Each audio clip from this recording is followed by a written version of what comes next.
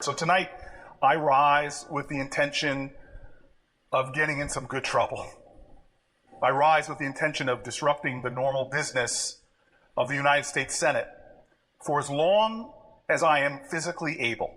New Jersey Senator Cory Booker is about to make history. The black lawmaker is to begin a 25-hour and 5-minute speech, the longest ever on the Senate floor, breaking the record of segregationist South Carolina white Senator Strom Thurmond, whose filibuster in 1957 was against civil rights. The power of the people is greater than the people in power. Passionate Senator from New Jersey, Cory Booker, not going down without a fight in Blackland. And now, as a brown person, you just feel so invisible. Black lives not fiction. Where we're from. Brothers and sisters, I welcome you to this joyful day. We celebrate freedom. Where we are.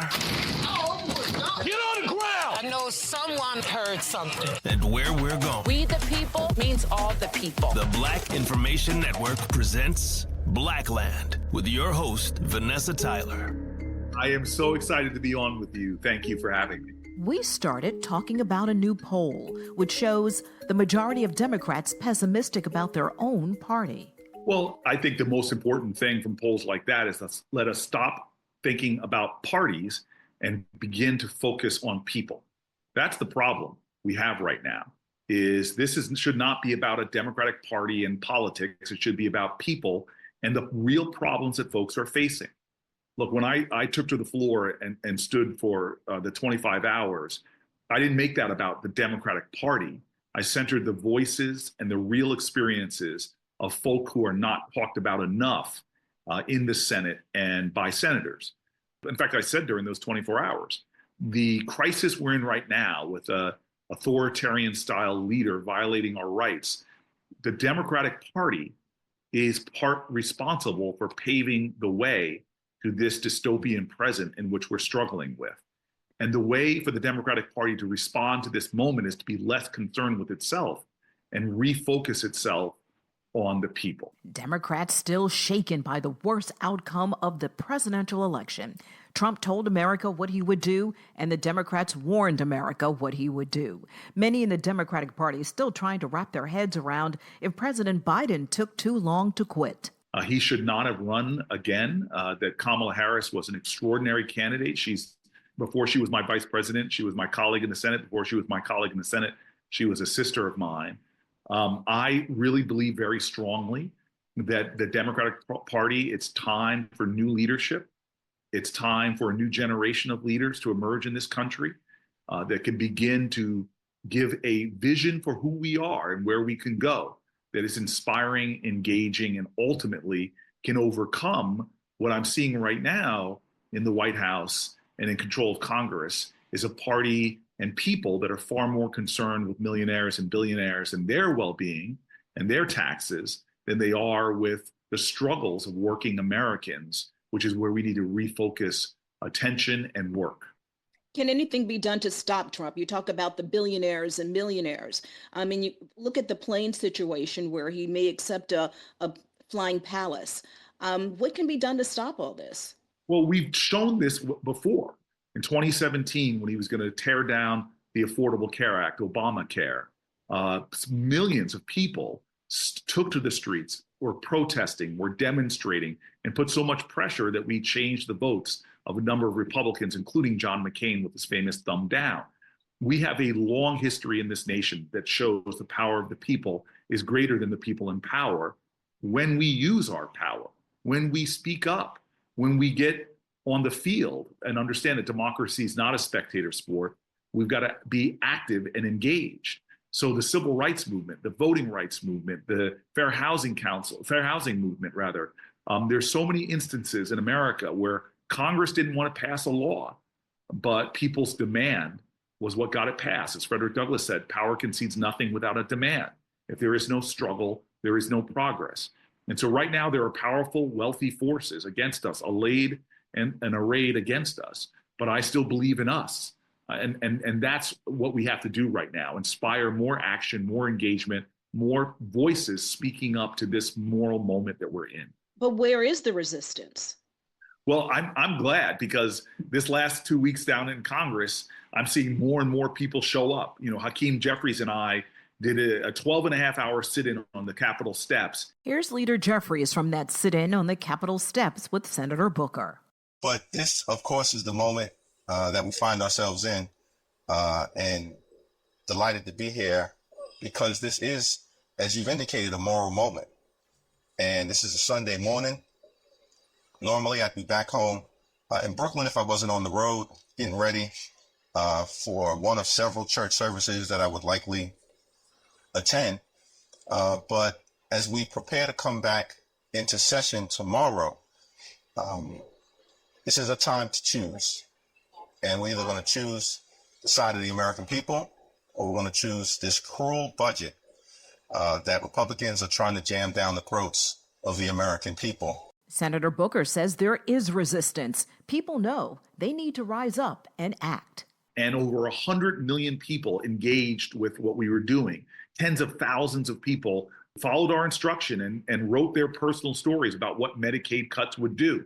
I spoke in front of a group of beautiful children with disabilities. They call themselves the Little Lobbyists, who came down here in their wheelchairs to roll up on Congress people and share in a powerful, nonviolent way what these Medicaid cuts will do to them. What about the damage that's already been done, especially as it pertains to civil rights and more? Yeah, when you gut the Civil Rights Division of the Department of Justice, when you gut the Educational Civil Rights Department, in fact, gutting the whole Department of Education, this is real harm that is being done. Veterans disproportionately make up federal workers, and tens of thousands of them have been fired or slated to be fired. We've seen Social Security offices close, customer service to our seniors be eroded. Research for science, for diseases have been cut and shuttered. The damage that is being done is unconscionable. But we, the people, have always shown we're not defined by what happens to us. We're defined by how we choose to respond. So times are bad.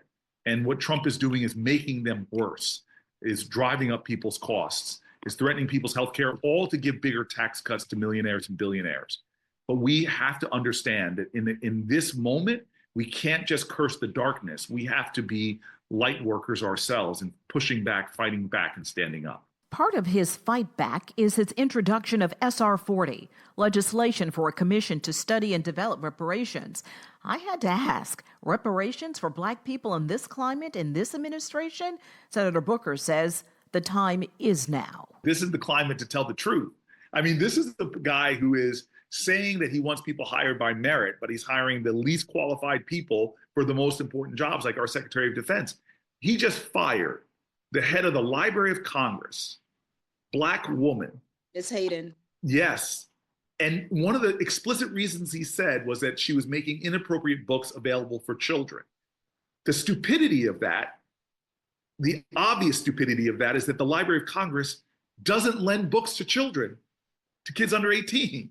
So he is lying on this extraordinarily qualified person who happens to be an African American woman, because he's targeting people and he's targeting our history, erasing the heroes off of websites, out of military academy libraries. So if there's ever a time to talk about the need for a commission that studies the history of our country and what we can do to heal and redeem, it is now.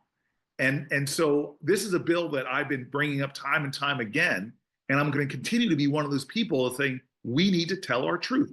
I'm working with a Republican right now to do a memorial for the horrible Tulsa massacre, because that's something over a century ago that should have been a history that should have been told. And thank God that people aren't treating this like a Democrat-Republican issue, that I've got some Republicans that are stepping up with me and saying, absolutely, the horrors of that aerial bombing of a Black community, that story should be told, and it should be taught in our history books, not to make people feel ashamed, but if anything, to celebrate our strength, our resiliency, and our ability to, even with all of that hatred and violence, we still have overcome. So for those who feel it's already too late, Senator Booker will always remind Black people about our resilient past. To despair is to not let it have the last word. We are here because under grimmer conditions, under more abuses of authority, under more situations where powerful people were trying to discriminate, that people rose up and stopped them. American history, as James Baldwin said at the end of The Fire Next Time, and Negro history in particular, is a perpetual testimony to the achievement of impossible things. Do not give up. Do not despair. We are not defeated. We can fight.